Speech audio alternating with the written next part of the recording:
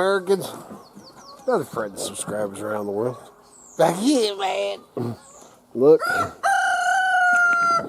kind of a watering hole for the dogs and everything. Man, the cotton.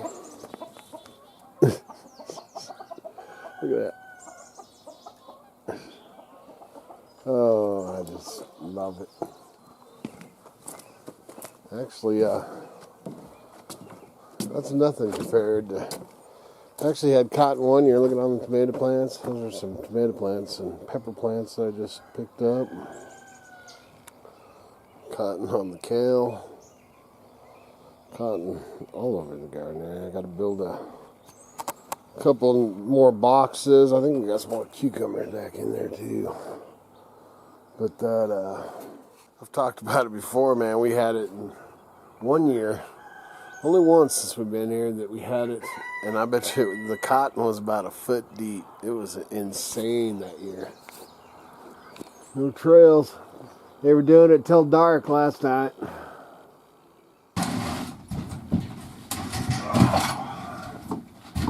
Hey! Working on this trailer. Making more room. I got a lot of stuff to bring in here.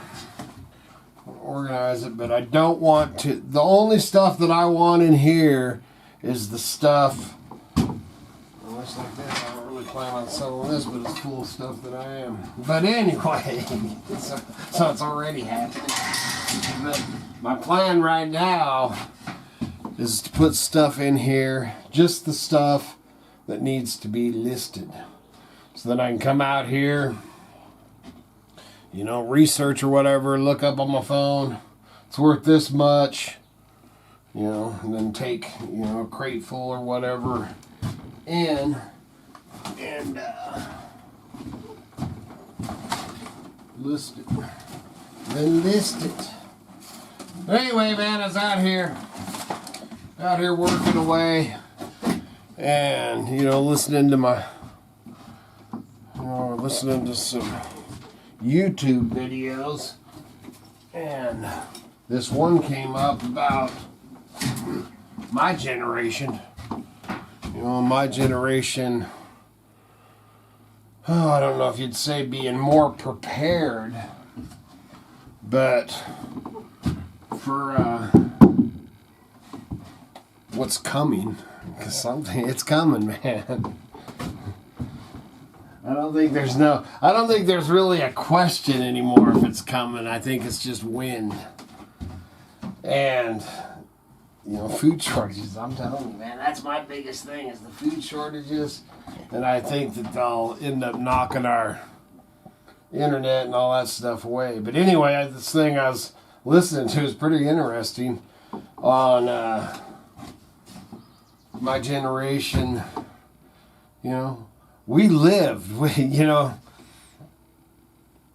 I always think about my grandpa Hawes. You know, and he lived to be 103 years old. He was born in 1869 and lived to be 103. So he passed away in, 72? You know, I got pictures of him. You know, that's the one he was born in a teepee. You know, all that. But I always thought about all the stuff that he's seen, man, from the invention of cars and electricity and light bulbs and TVs, radios, TVs, you know, all the way up to, you know, landing on the moon, whether they did or not. I don't know. But anyway, dude, that's a whole different thing. But, anyway, I always thought about the stuff that he's seen, but then, on the flip side, you know, back in my day, we had black and white, you know, when I was a kid, black and white TVs, you know, and then I watched VCRs, and, you know, we had rotary telephones when we were kids, and, you know, latchkey kids, and all the stuff. And this video that I'm going to show you is talking about, you know, for us to go back to that, we've already been been there and done that, so it wouldn't be, it'd be a shock, to some of them, but we're not as much as another generation. I'm going to share that in here right now. Now let us talk about money, because your bank balance is not money during a blackout. It is a rumor stored in a distant machine. Generation X remembers cash. They remember counting change, balancing checkbooks, paying at counters, and discovering exactly how broke they were without an app softening the impact with friendly colors. When payment networks go down, the economy does not vanish immediately. It shrinks into local trust, cash, barter, and reputation. You do not need to become a bunker goblin with gold coins under the floorboards. But you do need small bills, useful trade items, and a reputation as someone who does not act like a raccoon in a dumpster fire. Keep cash in small denominations, 1s, 5s, 10s, and 20s. Nobody owes you change during a crisis, and waving big bills around is a great way to advertise that you planned badly in an expensive direction. Barter items should be boring. Batteries, lighters, matches, water purification tablets, soap, feminine hygiene products, hand warmers, instant coffee, repair supplies, and printed information. Coffee is not a luxury in a crisis. It is morale in powder form, and morale keeps people from making decisions with their lizard brain. The fifth advantage is privacy by default. Generation X did stupid things too, but at least most of them were not permanently uploaded for strangers and corporations to analyze, like raccoon tracks in mud. They understand the old rhythm of leaving no digital trail because there was no digital trail to leave. You met people, talked face to face, paid cash, used nicknames, and sometimes simply disappeared for an afternoon without triggering a welfare check from your group chat. In a blackout, operational security changes. Noise, light, smell, routine, and visible resources become your new data exhaust. That generator you fire up at midnight is a status update to everyone within earshot. That bright window is a notification. That cooking smell is a push alert with calories attached. Generation X grew up with parents yelling, "Turn off the lights, shut the door, do not heat the whole neighborhood." Turns out that was not just cheapness. That was energy discipline. Practice low signature living. Use blackout curtains, cook at controlled times, shield lanterns, charge devices quietly if you have backup power, and avoid broadcasting your supply level through careless habits. This does not mean hiding from every human like a cave troll with canned beans. It means choosing what information you release, when, and to whom. Now we hit food, and this is where modern convenience gets exposed. A lot of people do not store food. They store access to food. That access depends on refrigeration, fuel, payment systems, trucks, inventory software, and employees willing to show up while their own families are scared. Remove those pieces and the supermarket becomes a museum of bad planning. Generation X remembers pantry meals. Canned stew, peanut butter, rice, beans, powdered milk, boxed macaroni, tuna, crackers, and whatever strange casserole appeared when parents got creative and money got tight. Was it gourmet? Absolutely not. Did it keep people alive while building a tolerance for inconvenience? Yes, and that matters. Build a no-power menu for 14 days. Not fantasy recipes, not prepper cosplay. Real meals your household will actually eat when everyone is tired and cranky. Every item should pass 3 tests. Shelf-stable, easy to prepare, and compatible with your water and fuel plan. Because dry beans are wonderful until you discover they require time, water, and fuel you did not budget. Rice is cheap, but uncooked rice is not dinner. Do a blackout meal drill, kill the lights for one evening, cook without grid power, wash dishes with stored water, and see what annoys you. Annoyance is intelligence wearing a stupid hat. You can miss a meal and complain about it. You cannot negotiate with dehydration. Generation X drank from garden hoses and questionable fountains, which did not make them invincible, but did expose them to the idea that water comes from places, not apps. In a blackout, municipal water may still flow for a while, depending on gravity, pressure, backup pumps, and local infrastructure, but do not build your plan on the word may. May is where lazy plans go to die. Store water. 1 gallon per person per day is the bare minimum for drinking and basic hygiene. More is better, especially in heat, illness, or hard labor. Learn filtration and disinfection. Filter removes particles and many biological threats. Disinfection handles microscopic troublemakers. Neither one is magic, and dirty water can humble tough people fast. Have multiple methods: stored water, filter, chemical treatment, boiling, and a way to collect rain where legal and practical. Redundancy is not paranoia. It is engineering with trust issues. Now transportation. Modern cars are computers wearing tires. Useful computers, comfortable computers, computers with heated seats and judgmental dashboards. But computers all the same. A digital blackout does not automatically kill every vehicle. But fuel pumps, payment systems, traffic lights, repair scheduling, parts logistics, and navigation can all become friction points. Generation X remembers walking, biking, reading bus schedules, hitching rides with trusted people, and planning around the fact that movement had limits. Your vehicle plan needs analog depth. Keep paper maps, tire repair supplies, basic tools, jumper cables, a real flashlight, gloves, water, cash, and a written list of fuel stations that have backup power if you can verify it locally. Build trust before the emergency. Help with a small repair. Share information. Learn who owns a chainsaw, who is a nurse, who has radios, who gardens, who is alone, and who thinks every problem can be solved by yelling. This is not charity versus selfishness. It is network design. A lone household is a cabin. A prepared neighborhood is a system. But here is the dark truth. Community can save you, and community can drain you. Both things are true, because reality loves ruining slogans. Set boundaries before emotion gets loud.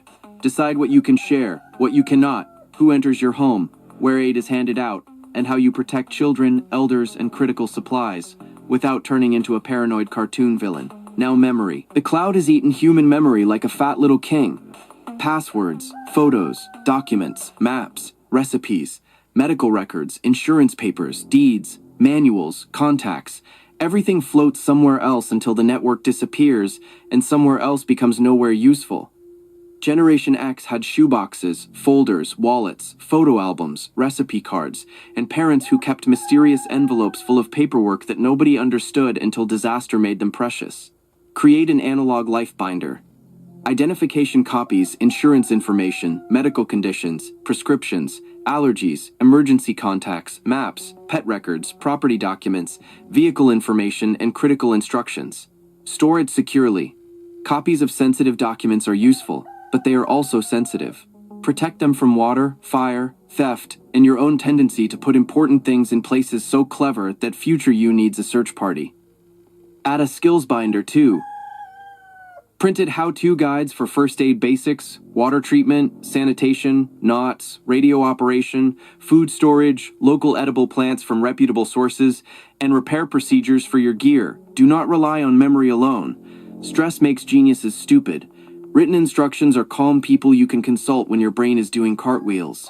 Now, radios. When phones die, radio becomes magic, except it is not magic. It is physics behaving itself. Generation X listened to radio because radio was the feed before the feed. Weather, traffic, music, emergency alerts, weird late-night callers, all pouring through the air without asking for your password. Get a National Oceanic and Atmospheric Administration weather radio if you are in the United States. Get a battery-powered AM and FM radio. Learn local emergency stations and write them down. Consider family radio service handhelds for short-range coordination, and learn the rules before using anything more advanced. Now lighting. Humans are daylight animals with electricity addiction. Remove light and everything gets slower, louder, and easier to break. Generation X remembers flashlights in junk drawers, candles during storms, and parents yelling not to waste batteries like batteries were mined from dragon bones. You need layers. Headlamps for hands-free work, lanterns for rooms, flashlights for movement, chem lights for marking hazards, and candles only when fire risk is controlled. Headlamps are underrated. They turn you from a person holding a light into a person doing a task. That distinction matters when you are fixing a leak at 2 in the morning. Protect night vision. Use low light, red filters when appropriate, and stop blasting windows like your house is auditioning for a searchlight competition. Now sanitation. The glamorous subject nobody wants until the toilet stops doing civilization magic. Digital blackout often comes with water uncertainty, pump failure, sewage issues, or overloaded systems. If waste stops moving away from people, disease gets interested fast. Generation X had camping, outhouses, questionable road trip bathrooms, and a stronger stomach for inconvenience. That does not mean they enjoyed it.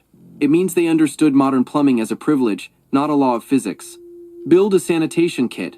Heavy-duty trash bags, bucket with tight lid, absorbent material, gloves, wipes, soap, hand sanitizer, bleach. The fastest way to turn a survivable blackout into a household disaster is to let dirty hands become your food preparation policy. Set up a hand wash station immediately during an outage. Water container with spigot, catch basin, soap, towel, and clear rules. Boring wins. Now let us deal with the myth that Generation X is automatically ready. No. Some are prepared, some are not, and some cannot find their flashlight without an app telling them which drawer it is in. The advantage is not guaranteed readiness. The advantage is dormant pattern recognition. When the digital layer disappears, older analog habits wake up faster in people who once lived them. That is the edge. Not superiority, not moral victory, just faster adaptation under friction. You can build that edge at any age. That matters, because survival does not check your birth year before handing out consequences. Generation X is prepared in the way old scars are prepared. Not pretty, not optimized, not branded, but tested by a childhood where plans failed, adults were busy, and problem solving was not a lifestyle category. They know that silence is not empty. Paper is not obsolete. Cash is not primitive. A neighbor is not a username. A map is not decoration. A tool is not content. They know that when the screen dies, the world does not end. The excuses do. So here is your choice. You can stay dependent on systems that work beautifully until they do not. Or you can build a parallel analog life that keeps breathing when the server stops singing. Open a notebook today. Write 10 phone numbers, print 1 map, store 3 days of water, put cash in small bills somewhere safe, learn 1 route home without digital help, then do it again next week, and the week after that, until analog competence stops feeling like a hobby and starts feeling like muscle memory. 99% of people will hear this and nod like thinking counts. It does not. Thinking is cheap. Action is the cover charge. The 1% will prepare. The 0.1% will practice. Be that fraction, because when the digital world goes black, the prepared do not become superheroes. They become useful.